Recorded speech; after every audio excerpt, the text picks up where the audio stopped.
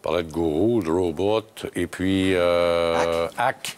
On voulait montrer les titres avant de commencer à répondre aux questions. D'abord, le premier Hack, qui est une douzaine de fournisseurs de services anti-piratage sur l'Internet. Ouais. Les cyberattaques, là, on a vu beaucoup au cours des derniers mois. Dans les 5 dernières années, pas mal, et ça a donné l'idée, donc, de regrouper ces entreprises-là ensemble dans un seul ETF. C'est ça. Alors, il y a une douzaine de compagnies spécialisées dans le secteur de la cyberattaque. Pure Funds, une société basée à New York, a décidé de les regrouper ensemble pour offrir ce titre-là qui est étranger sur la bourse de New York. Il faut comprendre qu'au niveau de cyberattaque, depuis 2009, il y a une croissance annuelle de 66 des cyberattaques année sur année, et d'un coût estimatif d'un impact économique à travers le monde de 400 milliards. Donc, et une autre statistique que je trouve intéressante, tout à l'heure, on parlait de la génération Y et l'impact sur le marché du travail. Alors, au niveau de l'impact des cyberattaques sur les entreprises, vous avez 7 dirigeants, au niveau des compagnies américaines qui ont été sondés, les dirigeants, vous avez 7 dirigeants sur 10 qui croient que les cyberattaques dans le futur devraient impacter ou amener des coûts additionnels importants au niveau là, des entreprises.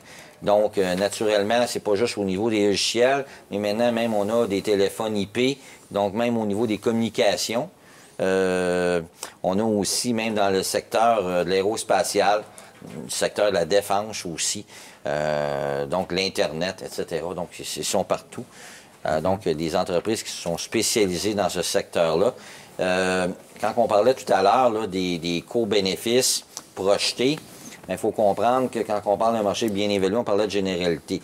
Ici, bien là, c'est un secteur à très forte croissance. Donc, une personne qui recherche peut-être à diversifier son portefeuille, c'est une idée. Le secteur de la cyberattaque. Bon, l'autre gourou, là, ça allie performance, prix par rapport à la performance avant, donc, les dépenses et les frais. Bien, en fait, Guru, de la façon qu'ils ont bâti, parce qu'il faut comprendre que Guru est un amalgame d'environ une cinquantaine de titres. C'est les meilleures idées des gestionnaires de hedge funds, alors aux États-Unis. C'est difficile d'accéder à ces titres-là ou investir dans un hedge fund. Alors, eux, les gestionnaires, il faut qu'ils fassent une déclaration si le fonds est supérieur à une certaine somme d'actifs sous gestion.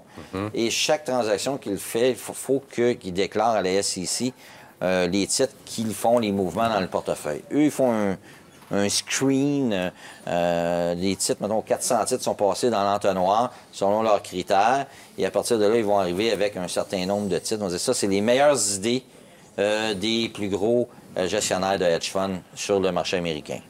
Alors, ça, c'est une autre façon de regarder des idées d'investissement. Un autre... OBO aux États-Unis, un autre ETF, et là, c'est dans le secteur techno, là, vraiment, là. Oui, puis la robotisation. La robotisation, parce que de plus en plus, on regarde, là, que ce soit au niveau des chaînes de montage ou même dans beaucoup de secteurs industriels, de plus en plus, la robotisation est en place. On remplace l'humain par un Terminator, là, qui... Ça n'a pas été... c'est une idée. Ça n'a pas été extraordinaire. C'est pas l'idée du siècle, ça, là? C'est pas l'idée du siècle, mais je veux juste mentionner que ça existe. Ouais. Tu sais? Donc, c'est dans parce qu'on parle toujours des ETF les mêmes, puis ça, c'est des produits qui sortent, puis des fois, on prend le temps de les regarder. On se dit, ah, OK, ça, c'est un secteur, c'est un segment de marché.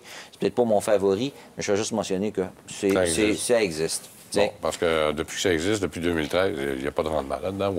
Non, pas vraiment. Je vous dirais que à peine 2 piastres. Guru a quand même bien fait. Puis Hack, c'est nouveau là, sur le marché. Ça a 6 mois. Donc, je vous dirais que peut-être pour une personne qui veut être plus active, Hack est peut-être intéressant.